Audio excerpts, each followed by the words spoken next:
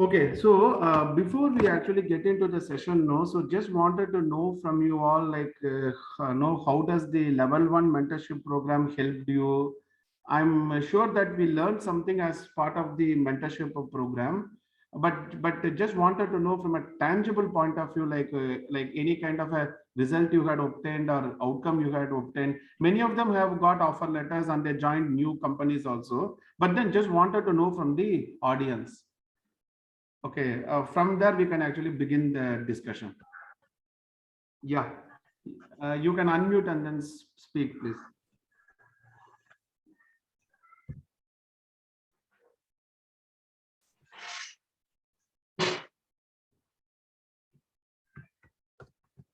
Or someone yet to go through the recordings is still, because no different people are at a different levels, right, in terms of the learning journey.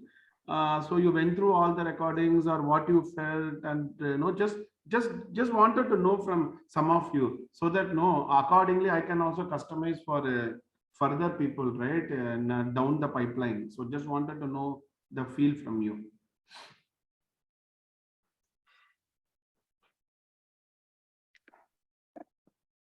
uh, Pranavi, maybe you can actually begin, Pranavi. So you went through all the recordings, right? Yes, Balaji. Yeah. Yeah. Yeah. So I went through the recordings, but I did not start my job search yet. Okay, okay, okay. Okay. Yeah.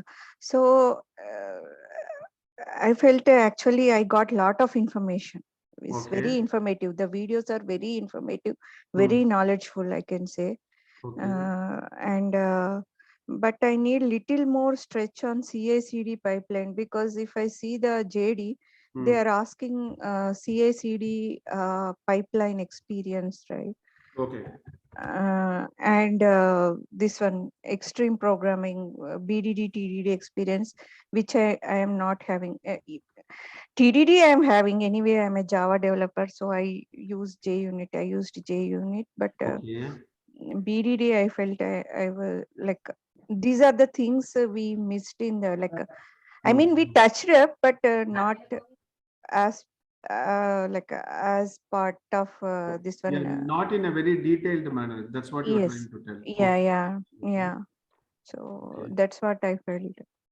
Otherwise, very informative, I can say, Balaji. Very so thankful for you Sure, for that sure. recording. Okay. Because no, see, the very purpose of this particular discussion is to get some feedback from you all, so that I can see it. It is not a like, no, I can still make few more videos on these topics, and then I can put it on the same folder and then give it to you people. That's not the thing. But the point is that no, see, one thing which we need to understand is when we came up with this level one mentorship program, it is also more on the breadth of the subject, because CI/CD pipeline, DevOps delivery pipeline, extreme programming, it is more on the software craftsmanship, Mm, right? So even if you go by the agile coaching competency framework, which I also mentioned in the tech talk or the dream career talk show, right? mm, Yeah, couple of days back, which Fatah Khan had done. yeah. So see, being a technical agile coach is a different stream altogether, because when you are embarking on the journey of a technical agile coach, it is not just the CI/CD pipeline. You may need to talk on the solid principles with the architect. You may need to work on the technical debt remediation plan, code refactoring guidelines. Lot many things are there. Okay. Okay. So, but then the point is taken. So CI/CD pipeline, I can make some. I will check whether I can whether I can simulate some flow, and then I can make a video and then put it in the same folder. I mean, in perspective of Scrum Master, what they ask, what they expect from a interview point of view, we need that one actually. So at least the okay. See, that's what in that video, in one of the video I have mentioned. You take any DevOps delivery pipeline, what you find as comfortable. It need not be the pipeline what I mentioned through a diagram in the video. You can talk to your technical lead or your architect from your project or program and take any DevOps delivery pipeline and then explain them end to end. At least you should speak the language of the people, okay, of the technical folks. if you are applying for a process coach. However, if you're applying for a technical coach, then the game is altogether different. You may need to deep dive into your Ansible script.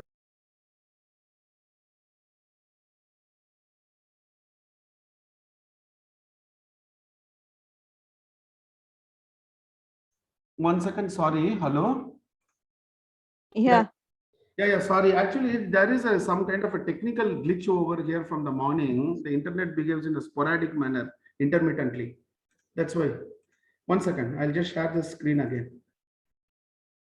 Where we left it, I was talking about this thing, right? CI/CD pipeline. We Correct. can choose any. Yeah. Yeah. Correct. So from a process point of view, what is that they will ask is, okay, what are the factors you will take care when you actually design your CI/CD pipeline, both for greenfield versus brownfield? If it is a development project, then probably how will you strategize it? If it is a maintenance or a brownfield kind of a project, max to max, that much level of depth need to be there. And of course, the basic concepts on dark launchers, feature toggles, canary releases, all these concepts I have touched in the recording. Okay, with that, you should be able to tread the path further. Okay, see, I understand saying is very easy, doing is difficult, but I need to tell you to know what you need to do, right? So I'm just giving you these pointers. Yeah, sure. Thank you, Balaji. Yeah. Anyway, I can like let me try to simulate at least a simple pipeline, and then I can put it in the recording. That is not a challenge. Okay. Anyway, point taken. Any other suggestions or feedback on the recordings or any other challenges you have? Means I'm just asking to other audiences. Yeah, Balaji, good evening. This is Pinaki. Yeah, Pinaki, tell me please. Yeah, Balaji, that recording level 1 I have gone through, so it was very informative, and you said practical things we found that real-time implementation. So Okay. I have one thing need to more interested to know, like the XP practices, like in terms of TDD, BDD, how we can implement it in Scrum or in Kanban. So the real-time little bit feel I need. So how? So if you help us that one. So how to practically implement that one in our other frameworks? Yeah, that thing. Okay. So actually speaking, what we get TDD, BDD, ATDD, I think FDD, then DDD, domain-driven design, story-driven development. These many things are there. Yes. Yeah. 1 second, wait. Test-driven development, acceptance test-driven development, behavior-driven, feature-driven, domain-driven design, story-driven development. Apart from this, you still have your pair programming, your CI/CD pipeline, all those things. Right? Yes. Sure. Yes. Sure. Yeah. This thing can be taken up. Okay, I can give some examples, or I'll try to simulate it with someone else. So okay, so that I can get the or else I can also put a independent Zoom call, and then I can simulate the flow, and then I can create a recording. That is okay. Let me take some time to work on this. Okay, because here we will be dealing with a ubiquitous language and all those things, and all you need to know the basic concepts before I get into it, because there is something called a design from a tactical approach versus a design from a strategic approach. So these things and all we need to see. Okay, so point taken. Okay, anything else? Yeah. Thank you. Okay, how about the templates and with the templates you all able to pick up the thread, right? From a real time. Yeah, templates are very useful. They are very real and very useful, Balaji. Templates are very useful.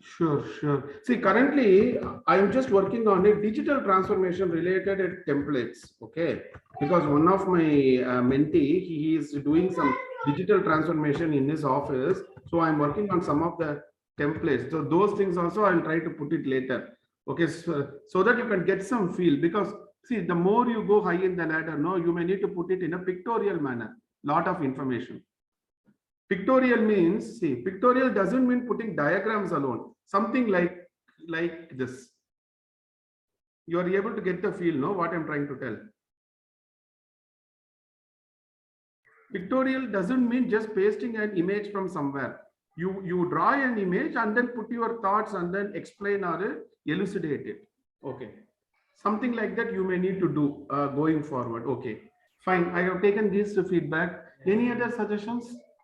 Okay, okay. What about Kanban and all? Kanban and all, okay, right? Kanban, safe, all Yeah, those. they are quite enough, I think, for the interview perspective, even for running a project as a Scrum Master. Okay. And how about what we use in CI/CD pipeline? I am not aware of that one. So do we use Kanban or Scrum? See, Scrum or Kanban is the process aspect of the work. It has nothing to do with your technical work, right? Of course, based on the ingredient of the backlog, your CI/CD pipeline has a coupling factor, which I never deny. Because if your ingredient is more of a change request or an incident or a support tickets, then probably your CI/CD pipeline need to be customized to accommodate it. But we are talking about two different aspects. One is team level technical agility versus process agility. Okay. Okay. So, see, whether you follow Scrum or Kanban, everything is integrated or translated into a piece of code in the pipeline. So, how robust? So, one more area what we need to do is start thinking about DevOps related metrics. This is a separate set of metrics. Mean time to repair, mean time between failures, percentage of successful deployments using the CI/CD pipeline, time taken to actually deploy the code to the production. All these are DevOps metrics. DevOps metrics separately you may need to prepare. Okay. Okay. Okay, so these areas we can do, and I have already given the recording for Agile RFP and the contracting model and the emergent design pattern, and so from there you can get some pointers for those areas. Yeah. Okay. See, because it is a bit difficult to cover all the areas. No, all means the list will be endless in a mentorship program, which has a scope boundary to it. But then yes, these things I can make and then add it. Okay. Okay, now let me ask you a question. Maybe for people who have got offer letters and then joined the new jobs, what are the challenges you have currently? Any challenge for which you need any insights? Hi Balaji, this is Sendil. First of all, I just wanted to thank you for all the templates and the videos you just shared with us. This particular mentorship program helped me to just secure a job in SAFE project here.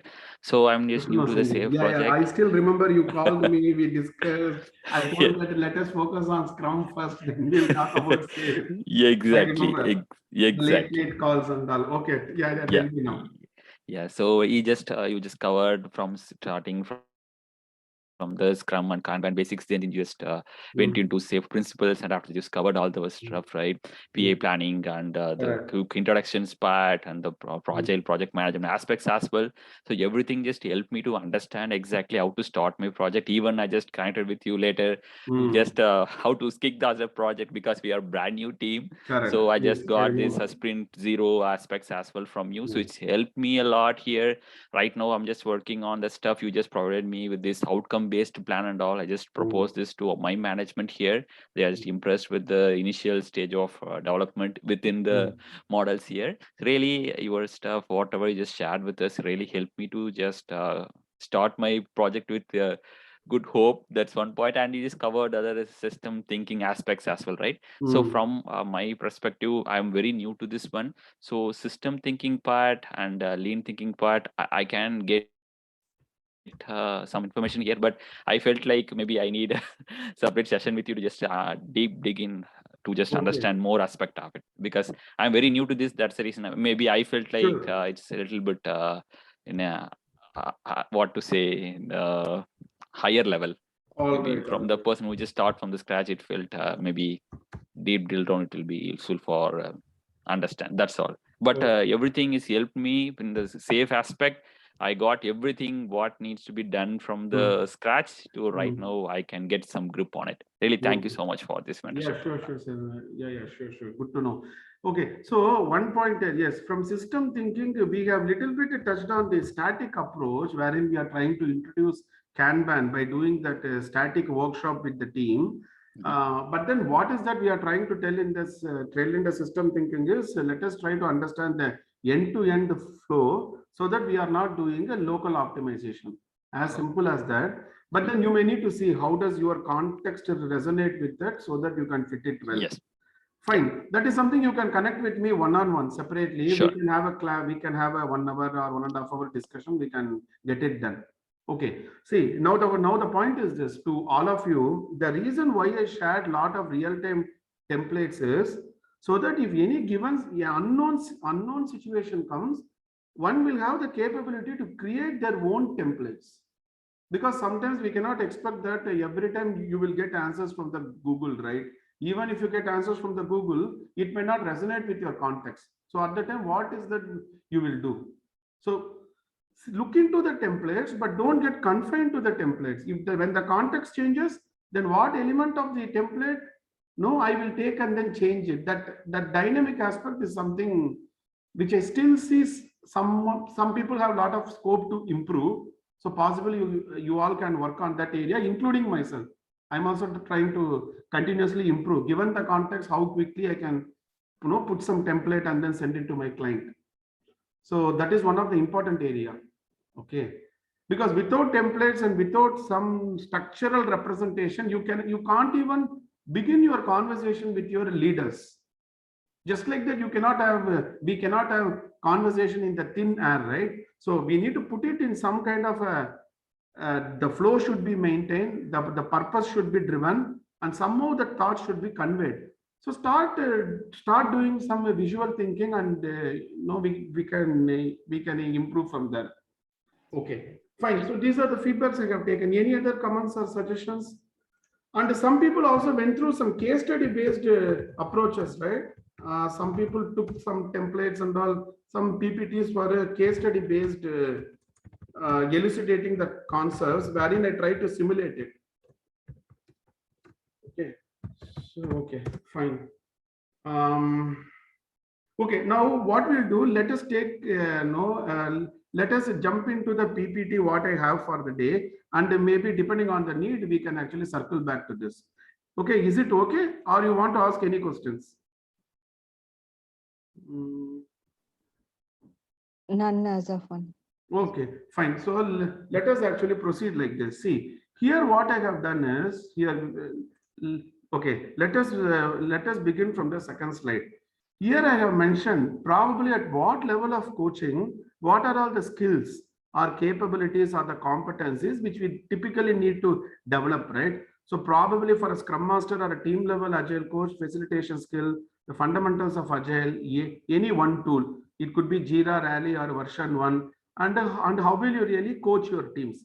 So I just put my thoughts like this. Second layer, if you go, which is the integration layer or the program layer, it is coaching at a LOB level or your line of business. It could be a product line, or when you combine product lines, it is a product group. And probably you may need to know a little bit of cultural transformation aspects.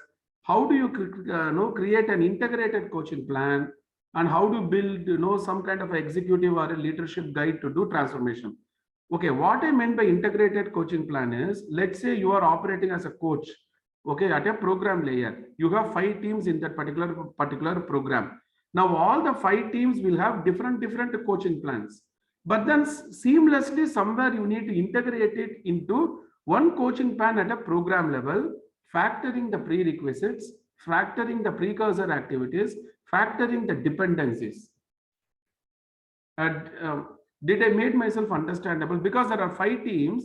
If I want to introduce prioritization technique to one team, predominantly at a team level, first of all, I need to introduce a weighted shortest job first to the program layer guys, like my product manager or head of the product group. Those guys need to be coached on some of the fundamentals.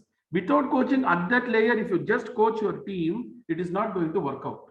That is called integrated coaching plan.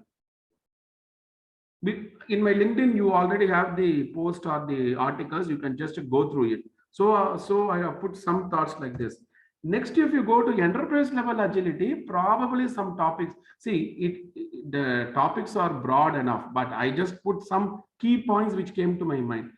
Okay, how will you do your OKR workshop, objective and key results workshop to get to know your objectives? Okay, how will you come up with an organization level agility framework? How will you do dynamic budgeting? Because at an enterprise level, it is typically comes at a portfolio level. So how will you do a rolling wave dynamic budgeting? And how do you build your transformation backlog containing initiatives wherein you are not only confining to the IT department and also other departments or support functions of your organization to work in an agile manner. Now, some people will ask, does these points alone does an enterprise agile coach does? Absolutely no. What are you supposed to do depends upon the landscape. But somewhere to put my thoughts, I have just put 4 or 5 points, at least giving you some pointers to think or indicators to think.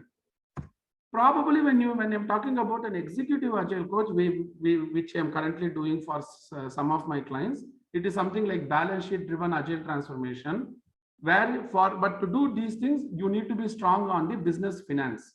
So if you are not from the economics background or commerce background, you may need to spend time to understand about top line, bottom line, revenue margin, CAGR, compounded annual growth rate, EBIT margin, all those things if you want to really do a balance sheet driven agile transformation, because it talks about the finance aspect. And then creating change management model and kind of a boardroom simulation. These are the things which an executive agile coach will try to do at a leadership level. So any questions here before we go to the next slides, or know what your thoughts? Simulation. See, boardroom simulation is a term what I have mentioned, wherein I am trying to simulate what discussions happen in the boardroom. See, some discussions will happen in the boardroom, right? When we are formulating a business transformation level strategy. So how can I teach it to my mentees? I need to simulate it, right? So we have some softwares also. We have some online softwares and portal wherein we can simulate the dynamics of the market, and then we can discuss what kind of strategies you can put. Okay, you have something called intentional design versus emergent design. So these things I have taken from my executive MBA and from my IIM certifications, and then trying to blend it. So boardroom simulation is one way to understand what are the discussions happen in the boardroom, and we'll try to do a role play of it. Okay, so this is a term what I used from my lesson plan, of course, not from the industry. Okay, so I should have. Okay, thank you. Yeah, sure. So from my lesson plan perspective, okay, for example, like what are the factors you can consider to continue funding this particular initiative, or okay, this particular initiative is a self-funded one or not, or where do we see dynamic budgeting encapsulates it to some level here, which I never deny. But here the dynamic budgeting is at a single portfolio level, whereas here I am talking about the organization as such. Correct. So as an organization, what are my what are my projections for the next quarter? How does the trajectory look like? Those kind of things, for which you need your project management skills basics, your agile transformation basics, organization change management models, and definitely your business finance. Luckily, what happened when I did my executive MBA, we had business finance 1 and business finance 2. We had 2 papers. Since I had 2 papers in 2 terms, I learned it from there, because I'm also from an engineering background. I do not know anything on the balance sheet, but from there I actually picked it up. Okay, so I just thought to put, this is the kind of a thing what I had encapsulated. The level 1 what we had, I have put it in an yellow color. Probably it may be at the intersection of both a scrum master and a team level agile coach, whereas level 2 lesson plan will be for program layer or a program level, which is also called integration coach, and portfolio level or enterprise level agile coach, and level 3 is typically a executive or a leadership coach. Okay, this is the trajectory. So before I get into the lesson plan and then tell you, any questions here or any thoughts you like to share here, or general doubts also? Yeah, Balaji, I have one doubt. Like, suppose we know the responsibility and what is the work of Scrum Master, and we are managing regularly. correct. But once we join as a team coach in a company, so the manager introduces us like he's an agile coach and he will work with the team. And the team is working in Scrum or Kanban, any framework. Okay. So as an agile coach, I can coach them to what is Scrum and Kanban. Then after that, what do we next do? Our daily activity, because we have 9 hours, 8 hours to work with the team. See, that is where the horizontal scaling and the vertical scaling comes into picture. Either if you are done coaching some of the teams, either you start moving to the next teams, or you take the same team to the program layer at a portfolio level agility. Okay, yeah. If there are multiple teams, then I can introduce. Yeah, you will move to some other projects or some other things. No, see, Okay. it is like simple, right? When you join a yoga class, you have basic, intermediate, and advanced level yoga classes. For an advanced level, you need that particular flexibility and that mindset to get into those asanas. If someone tries just like that, some problem may come. So the agility is also something like that. No, so from a beginner level, you may need to do with the practices and look into your metrics. No, your own metrics is going to tell you, are you progressing or not? Yeah, yes. Yeah. So metrics is not only for the organization, it is for as an individual. When I coach my team, of course, I fully agree, metrics alone cannot be taken because there are some subjective elements which cannot be quantified in an objective number. But then combination of your retrospective action items, combination of your metrics, and predominantly the outcome of your assessment when you do an agile maturity assessment or safe implementation maturity assessment. And fourth important factor, which generally people do not call, is the feel factor of the coach. When you worked as a coach with a team for 3 to 4 months, some feel factor will come within you. Okay, this team is doing good in these areas. These are the areas this team need to improve. That feel factor is also paramount importance. If in case your assessment questions do not encapsulate it, try to add new questions also. All these things you may need to do. So just to cut a long story short, you may need to do horizontal scaling for some other teams, or you go for vertical scaling, wherein you talk about program level agility, portfolio level agility, dynamic budgeting, funding your value streams, all those things. That is what we are covering here. Program layer, enterprise agile coach. Yeah, sure. Yeah, thanks, man. Yeah. So if I want to put it in other way, your efficiency will be in slide 2 and 3, a mixture of slide 2 and 3. Whereas your effectiveness will be there in the slide 4 and 5, right? Am I funding the right initiatives? Am I putting my money in that particular horizontal budget guardrail? Is it good to continue funding now? Okay, how does the needle move in the market? Am I able to respond to it? All those things will be there in slide 4 and 5, talking more on the effectiveness, whereas slide 2 and 3 talks more on the efficiency, predominantly from an operational point of view. Okay, fine. So these are the things which I like to tell. Any other questions from anyone? Sendil, do you want to call out or any other people? Okay, Nishar is also there. Okay.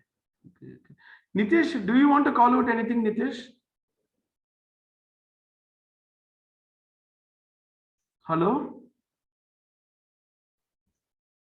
Okay, I'm not sure what's the problem. Okay, fine. We will. Okay, okay. I just want to hear from some of you. Martin, can you unmute? Hello. Yeah, Martin.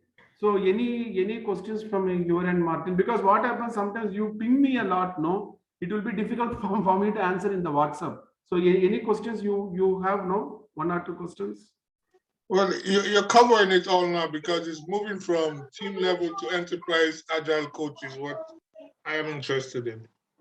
Okay, fine. So you can go on mute now. I will try to, anyway cover it here as part of the thing. Okay, so let us now go to the level 2 now. So what is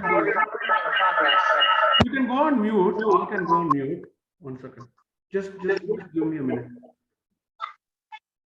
See, I'm sure that some of you had already seen the lesson plan, but then I just wanted to share my perspectives, right? So that because when you read something, you will understand something, but when you get to hear it from the person who had wrote it, maybe some more understanding may come. Okay, so this is what I formulated for a level 2. It is a bit advanced. Okay, So here we are talking about 5 dimensions of agility, and then plan for strategic refactoring, all those things. And not only IT, we are also talking about business transformation, creating a DevOps handbook and a playbook kind of a thing. Because there in the level 1, I might have talked about a playbook for a agile execution. Here we are talking about a DevOps handbook. This is something different from that. Okay. Then cultural transformation. This is an important topic, both from an interview point of view and also from an implementation point of view, predominantly at an enterprise level or at a program level. Generally, companies do in the phase 2 because they are unable to do it in the phase 1 of agile transformation. Cultural transformation models, okay. And you have something called specs, which is like structures, processes, all those things. And the executive leadership guide, mathematical approaches, real-time case studies, and you have a high enterprise framework. See, these topics are important because when you are going to do a program level agile execution, something like that, your SAFe framework, your Nexus or DAD or Spotify by itself is not going to help you. It means what? Whatever frameworks you have learned from the certifications and from the level 1 or your knowledge base, you need to take it and then tweak it and then put it on the play field. So the connecting thread is very important. Okay, so because I cannot explain it beyond a certain level, but all that I'm trying to tell is how does your framework itself will evolve over a period of time based on the dynamics on the landscape. For example, if my team had built an accelerator enabler, that particular enabler can also be plugged into my framework, right? So one of my team, that team had built a enabler called the Agilette. So that particular plugin add-in, that particular Agilette, what is that it is going to do is, it is going to pull all the DevOps delivery pipeline related metrics, real-time metrics, and then push it to the Jira report, okay, seamlessly. Initially, when I started this particular activity, we thought that just by purchasing some plugins or add-ins from the Atlassian, we can get it done. But unfortunately, what happened? Some custom coding need to be written on top of the plugin. So such kind of initiatives, how you can fit it into your framework. So those aspects I'm trying to cover it over here. And principles of product development flow, wherein you are talking about your queue length, your Little's law, cycle time reduction, value stream mapping, flow efficiency, all those things. Okay. So any suggestions here, or you are able to get the feel part of it? I'm not expecting you to understand these things. I'm just asking you, are you able to feel something different here when you go through these topics? Or how you feel?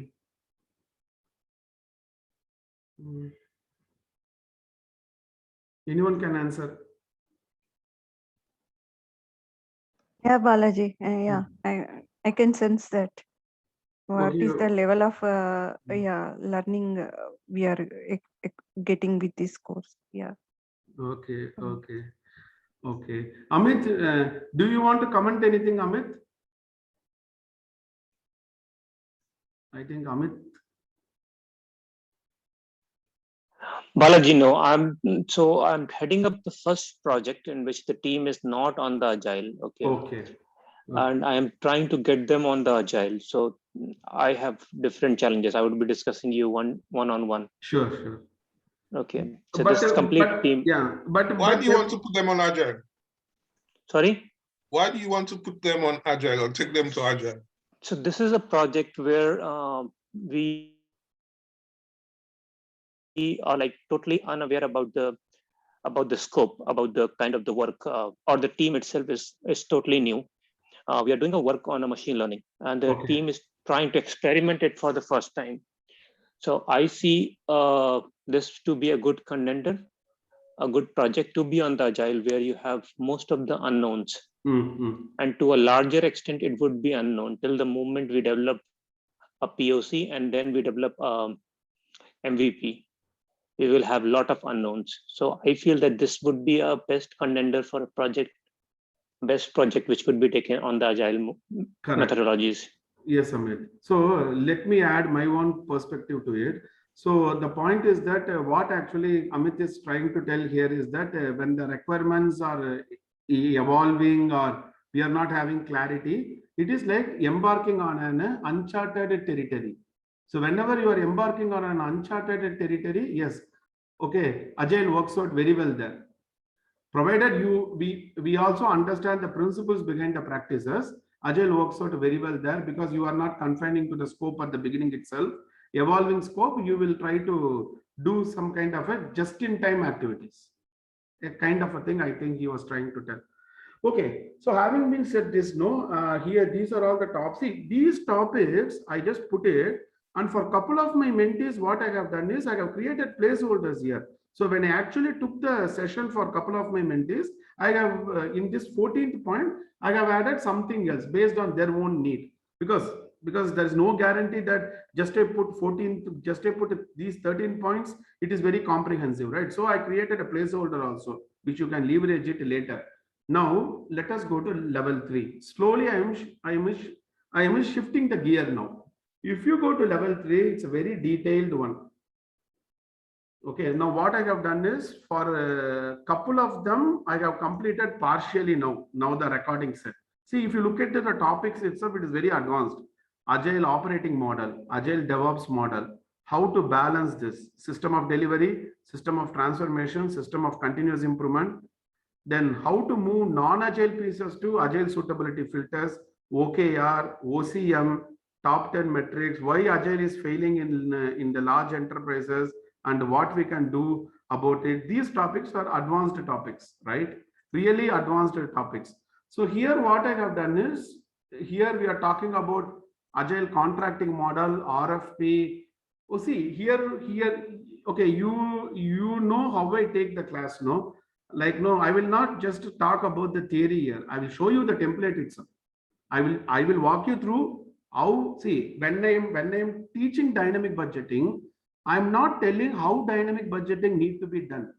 I am telling how I used to do dynamic budgeting hands-on, maybe for the past 1.5 years, using target process. Target process is one of the two. You can try to Google it later. Okay. Target process generally simulates a portfolio level participatory budgeting, provided you know the configuration settings. Okay. So here we are talking about this Agile contracting model, RFP. And then how do you factor in the capital expenditure, operational expenditure, then your dynamic budgeting, then your change management models, Levin's change management model, Atkar's model. In this Atkar model, I will explain the model and show you a real-time sheet, Atkar sheet, wherein how do you implement Atkar using a change resistance plan, communication management plan, real-time sheets, a kind of real-time sheets, because I cannot expose all the client data, right? I still need to remove some data, but then I will show you the real-time templates for all these things. And then we will look into some case studies wherein we are trying to connect the enterprise vision to the portfolio vision. Here I have taken HCL as an example. Any company, you can take it as an example. See, every company has a portfolio vision. Every company has a vision and mission, has a strategic goal. Only thing is that we are not aware of it. But just because we are not aware of something doesn't mean the non-existence of it, right? So to elucidate it, here I'm taking this as an example, and then I'll try to connect the dots. Okay. And I will also show you the real-time video from a CVK. I mean, CVK means the C Vijay Kumar, who was the CEO of HCL before Roshini Nadar picked it up. So whatever CVK explains, I have some connecting the dots. So all those things I have tried to put it as an example. Okay. With this example, you should be able to take your own company or your client organization and then try to simulate it. Okay, I will give you an example. With this example, you follow the path, and I'm pretty much confident you can connect the dots. Okay, so here I'm talking about some growth mindset, fixed and growth mindset, Kaizen culture, whatever I have told there. Okay, so it's a pretty much long topic. I don't want to explain line by line. You can just go through it and then understand these things. Okay, can someone make a guess? Why actually Agile generally fails in a larger organization? Generally, it is difficult to implement Agile transformation in a large organization. What could be the reason? Any suggestions, thoughts? Coordination. Agile fails in large organization. It fails because the coordination of the Hmm. activities is not effective. Okay. Okay. Any other perspective or thoughts? Hierarchy, mid-level management mindset. Okay. Who is that, by the way? Who has answered? Pranavi. Pranavi. Okay. So mid-level management. Okay. See, my answer or perspective would be, when I say, okay, now when I use the word velocity, I'm not talking about the story point velocity. Okay, not. I'm talking about the velocity from a agility point of view. In a large organization, there are different systems which are moving at a different velocity. For example, agile HR, agile marketing, agile finance. See, let me tell you practically. SAFe says identify the value stream and fund the value stream. But do you think it is a simple exercise to identify the value stream and fund the value stream? Absolutely no. Because my cost center budgeting model itself need to be changed. And my financial softwares at the back end also need to be tweaked to support a rolling wave kind of a funding. So what we read in books, just 1 or 2 lines more, it will take 15 months of effort. Because it is something not only the IT department in itself can get it done. All other support functions also need to be engaged. See, you all know, right? Practically nowadays, if you send a meeting invite, you cannot expect everyone will join. Everyone will contribute to the meeting invite. It is very difficult to run the show. So what we learn in books, no, identify value stream, fund value stream. Yes, value streams are identified. My value stream is going to cut across multiple applications. Say, for example, custom clearance, operational solutions, BFC. These are all These are all the applications for one of my client. So my value stream is going to cut across multiple applications, and application owners are different.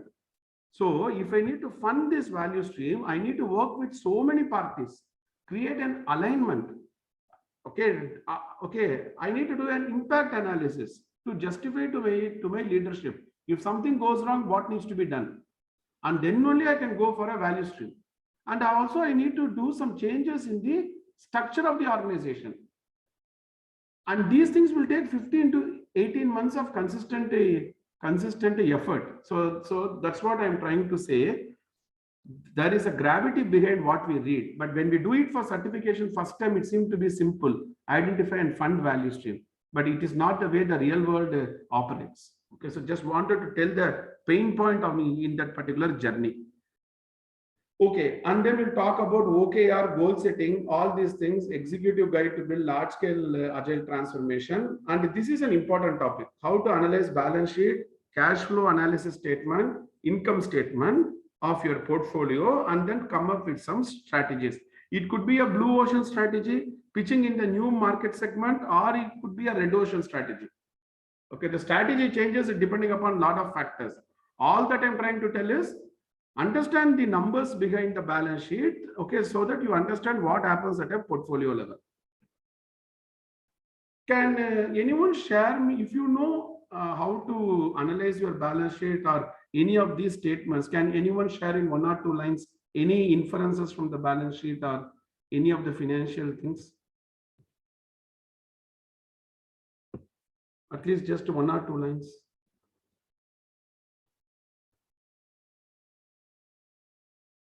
Okay, I think we don't have the respective target group. Okay, fine. Okay, so you can go through this offline, and then we'll see. And these are the things.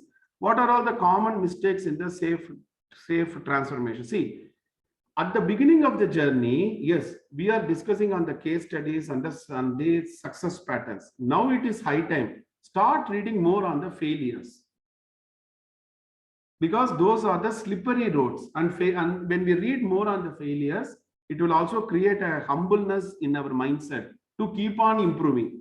So start reading case studies where Agile failed.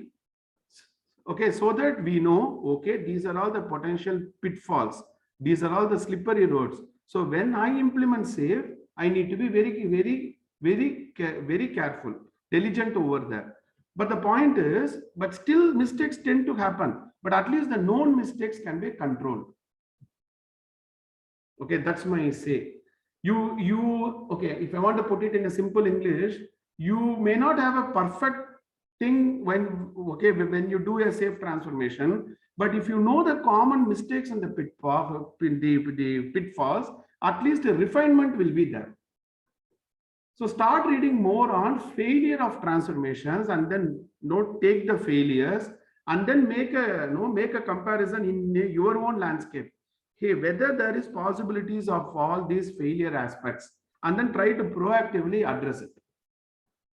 So for that reason only, I have put common mistakes in SAFe transformation as a leader, how you can avoid it, and what are the top 10 metrics, and as usual, the placeholders. So if I take this 30 topics, right, minimum it will take 35 to 40 classes, maximum 40, minimum 35 to 40. Even if I take, see, this itself is 1 hour, right? Why Agile is failing in large organization and what we can do. It is a 1 hour effort. So these are all the things I have formulated. So before I go to the slides, any thoughts to share?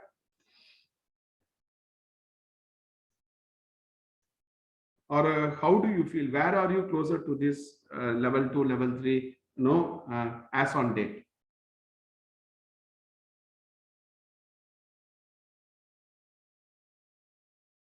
Balaji, one query I have regarding that balance sheet and that Which one, level 2? It's like a generic. Ask me. So generally, what happen in the billing perspective, or if they're taking any particular managed service or staff work or TNM, anything, generally they are not involving any Agile coach from project management side, delivery manager or account head. They are deciding and they're telling that you have to go through by TNM at a fixed price or any managed capacity, whatever they planned. So generally they're not involving any Agile coach or any enterprise Agile coach in the billing part. So any lead from your side, like, is there any way that we can also involve, or that is out of our scope? That's why they're not involving us. So I generally found the same thing, because they are only deciding with client and going for the particular that model. Okay. So before I answer this question, just wanted to put a disclaimer or a footer note. Everyone speaks at any point in time based on their own experiences and perceptions based at that point in time. Till now, what we gained as an experience and perception, we are talking. So, but I have seen in my engagements, typically for a large scale Agile transformation, I do a lot of Agile contracting model from a financial point of view. Maybe team level coaches are not involved, which I fully agree. But for large scale transformation, when we sign off the deals and all in the RFP and in the MSA, which we call a master service agreement, I used to put a lot of inference. See, the point is, I may not give them the numbers, but those guys will ask me, what are the assumptions, dependencies, limitations, and the constraints which we need to factor before submitting this particular proposal. So based on these indicators, the numbers will be tweaked. So, okay, Pinaki, you only asked that question, right? Yes, Balaji, Pinaki. Yeah, so Pinaki, the point is that at a team level Agile coach, yes, I fully agree. You may not be involved in it, but that actually doesn't mean that the Agile ingredients are not factored when we support a proposal. Maybe someone else is giving it on your behalf, or someone from the top. Yeah. Okay, okay, which is one answer to the question. The second answer to the question is, we can take much of the inferences or insights from the OPA, organizational process asset, right? Any companies will have their own kind of a organizational process asset, wherein we will try to see an analogous model and then also carve out the estimation. You may also need to look into your OPA, and most important is the external external environment factors at that point in time. Okay, whenever I'm trying to submit a proposal or a agreement. Okay, so from that point of view, yes, if you know all these things, you can handle the situation in a better manner. Okay, because it will give you a different set of capability, right? See, Yeah. any person for that matter, be it you or me, if you increase your capability and competency, will you be quite? No, right? Absolutely no. You will start getting the feel. Definitely, you start getting the feel. I am not paid equivalent to the improved capability or the competency. So you started finding out better opportunities even within the same organization, or you go to some other organization. Okay, wherein you get better prospects. So, but the point is this. See, if you are going for an enterprise agile coach, if they're asking you on some dynamic budgeting and your and the agile RFP, you need to tell them as if you have done it already. If not, it is very difficult to get the offer. See, now the question may come: is it an integrity part? I'm not telling people to bluff. Really improve the capability and then tell, because companies also try to exaggerate their capability and then get projects, which you all know. Companies will tell, we have 50 scaled program consultants, we have agile center of excellence, we have 1,200 people, this, that, and then they will win the deal. Then they will try to augment the gap or plug the gap, right? Okay, augment the capabilities or plug the gap. So when companies are also doing at that level, why not we as a candidate? So I'm not trying to fake it out. Identify the gap, really improve the capability, and then demonstrate the capability in the interview and also after joining. That's the way. Okay, that's the way I see it. Okay, so these are all the level 2, level 3, and here if you see, somewhere I had it for agile project management, because I have some people who are also taking project management, because in a real-time environment, it is a mix of Scrum and project management. So here I have put some topics for project management. See, it is not mandatory that one need to take all the topics also. You can customize it, you can plug and play, you can discuss with me some other topic what you want. Based on that also, we can contextualize. See here, concepts of cost performance index and this schedule performance index, not from a traditional model, from an agile engagement point of view. How the same metrics called earned value management from a PMI, PMP, how it can be calculated versus from an agile manner, how it can be calculated. You need to know both. Unless and until you know both, you cannot compare two entities, right? So learn it from both. So I have put these topics for project and program management. And something I put it for architect, but only one person is there for now. So I'll go to product management. Okay, this is a bit on the product management, understanding the product owner role, working with the product. These are all simple things. For a level 1 people, this is not needed, because by and large you can understand. Only this product development flow need to be understood. How to manage a queue, how to compute the cost of a queue, how to reduce the batch size, all those things. Okay. So just go through these links so that our we try to expand our horizons of thinking. So based on that also we can see. Okay. Did I make myself understandable? No, till now explaining all these things. See, because as much as you know, this is not a copy paste from anywhere. Lot of effort went in when I started writing it. And when I started writing, there was no one also. Me as a single person started writing it, and there was no one to review and give comments also. But actually how I wrote it, based on the gap, when I really performed the job on the play field. See, whenever there is a challenge, how I used to address it, I will just sit and think for 15 minutes. What competency in me need to be improved so that this capability can be built and demonstrated? Whatever gap I felt, I converted it into a lesson plan.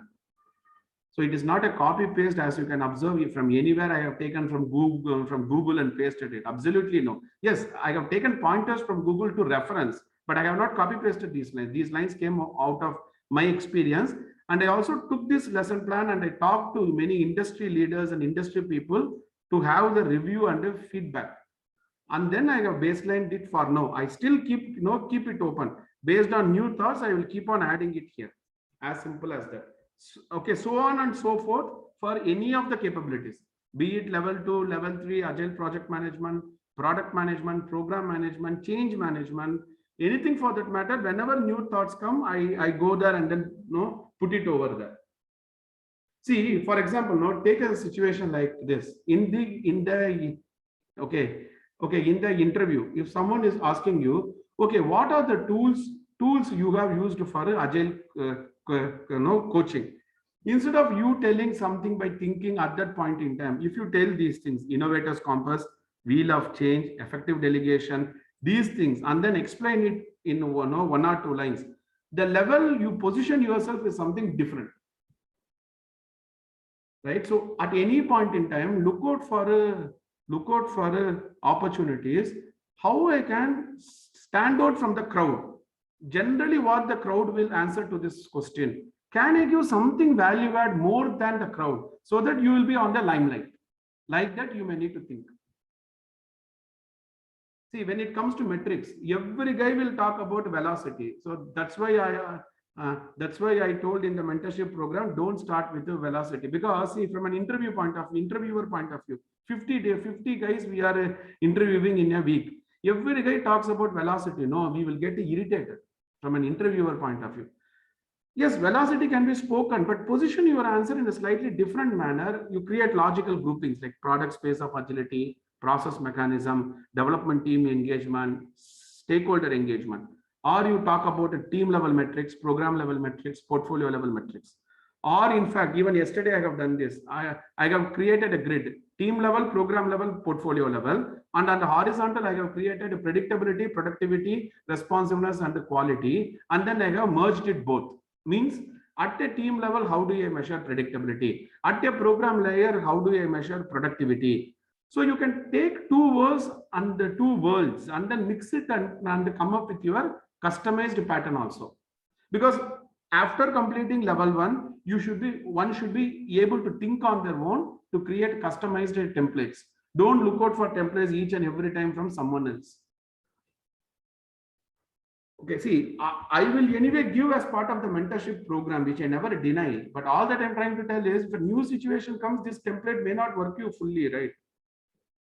See, if you see level 2 recordings, what I completed in level 2 artifacts, I have the templates.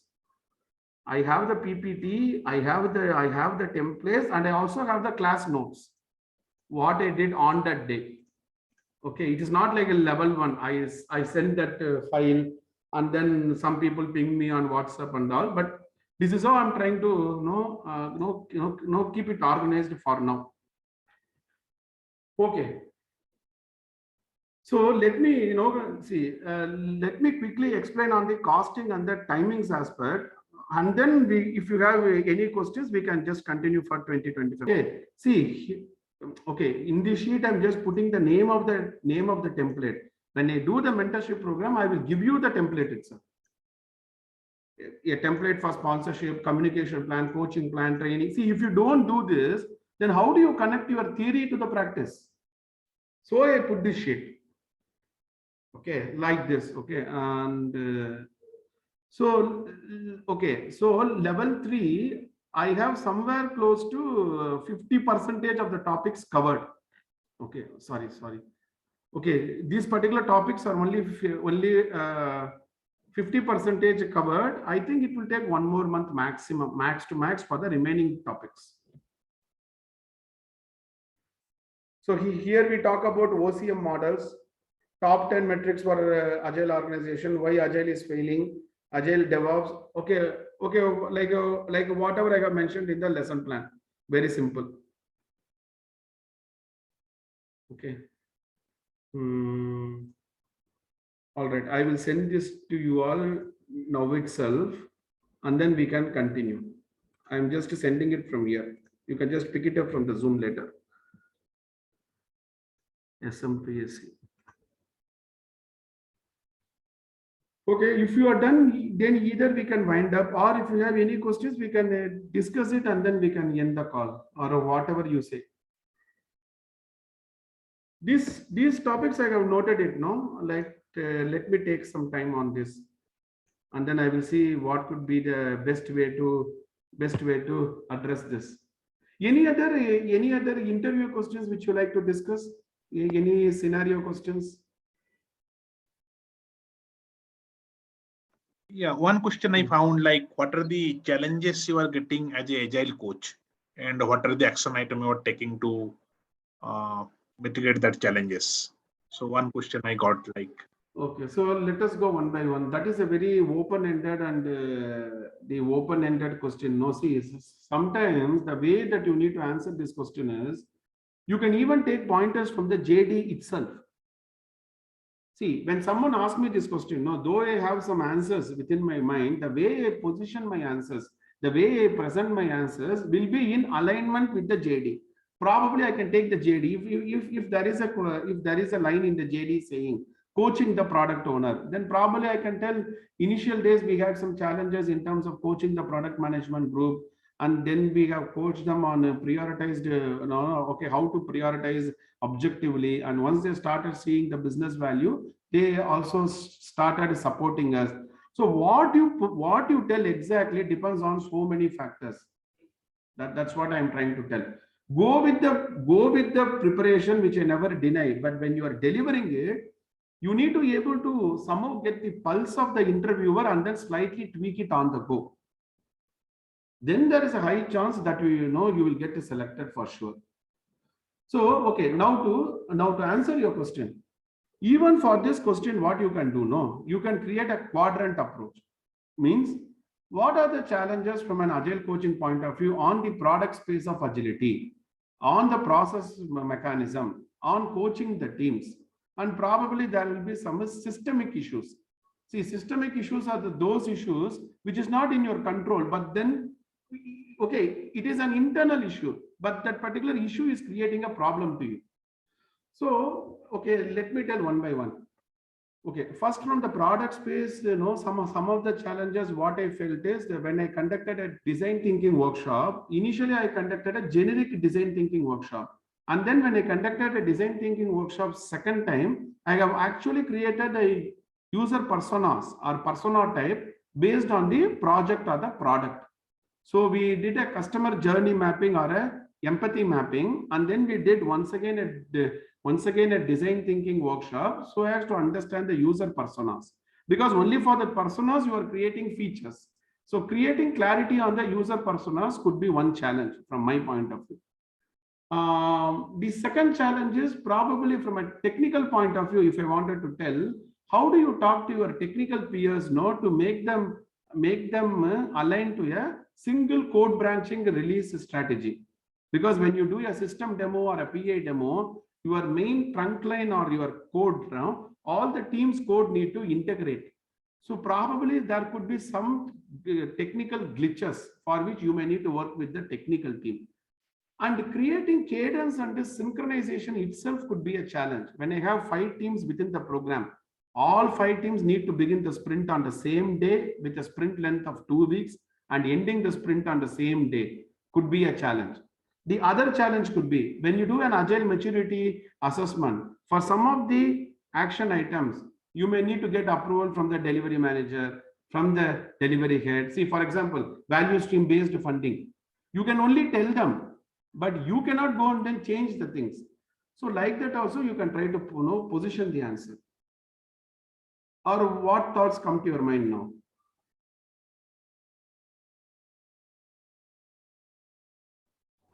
Okay, yeah. Hope I made relevance, right? Yeah. So, yeah, surely, Balaji. Yeah, I understood. Yeah, that's what. See, challenges can come from n number of areas. So when you position your answer, don't talk about one area alone. That's what I am trying to tell. For me to explain a rainbow, I need to tell all the 7 colors. If I just tell 1 or 2 colors, it is not a rainbow. So when someone asks about agile coaching challenges, don't talk only about your reporting challenges. You talk a bit on the reporting, talk a bit on the product management, talk a bit on the process mechanism, talk a bit on the communication management and the stakeholder engagement. You put your answer in a heterogeneous mode because we actually don't know which piece of information the interviewer wants from you. Right. So you can do your role play with me whenever you are having an interview. If I have time, definitely I can help you to do your role play and then I can give my comments or feedback also. Yeah, sure. Yeah. Okay. So just to note it down, no, in the interest of everyone else, some challenges you put it in terms of product management group. What kind of challenges you can have? Some challenges you can put in terms of process mechanism. For example, dependency management. The Scrum Master knows it, but then he is not able to practically implement the dependency management.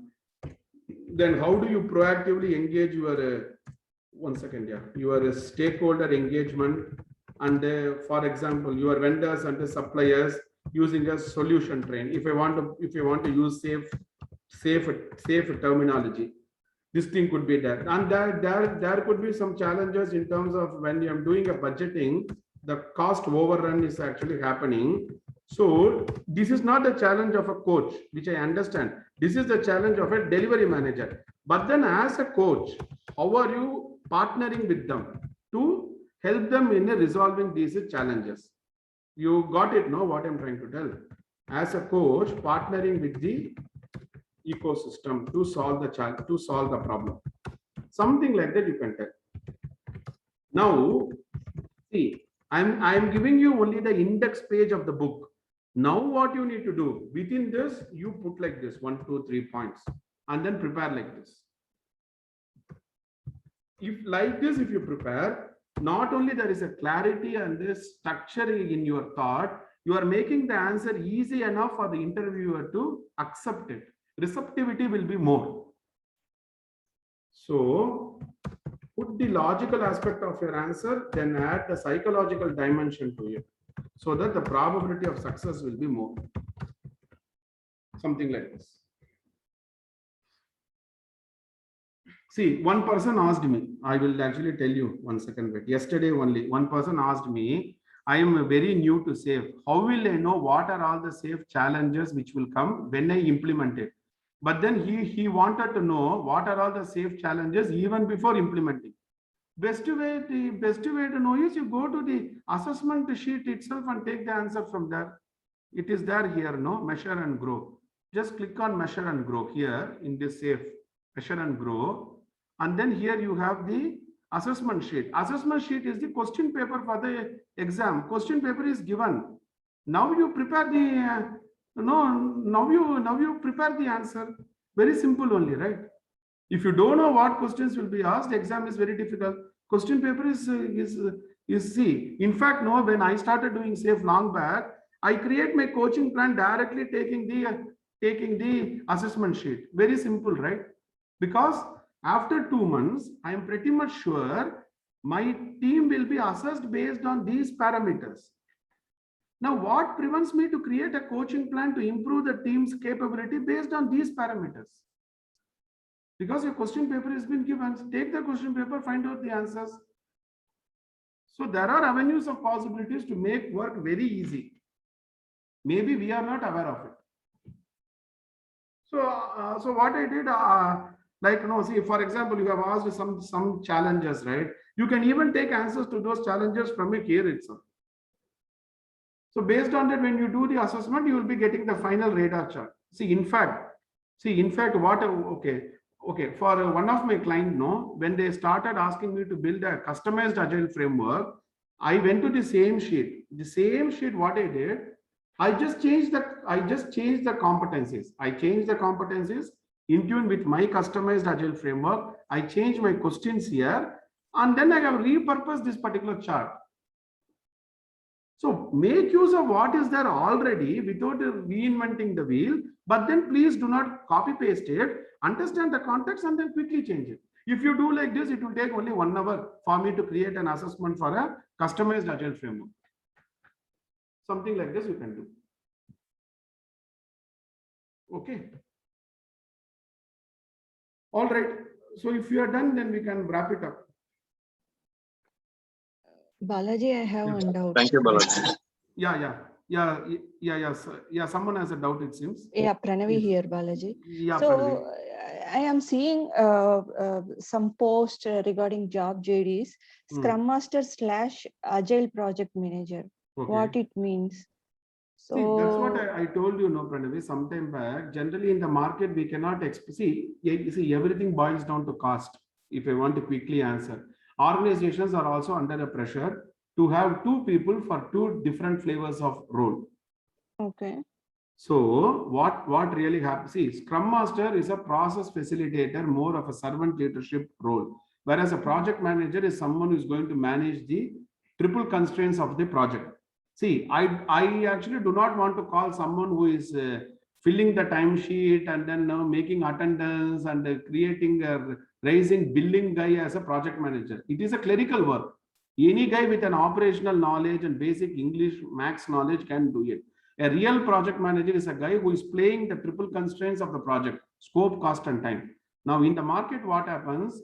See, okay, one more angle to the question. Why are they asking Scrum Master / project manager? Because industry also knows that you cannot get Scrum Master just like that, right? Your project managers only need to be repurposed as a Scrum Master. That is also one of the reasons they're asking SM/PM.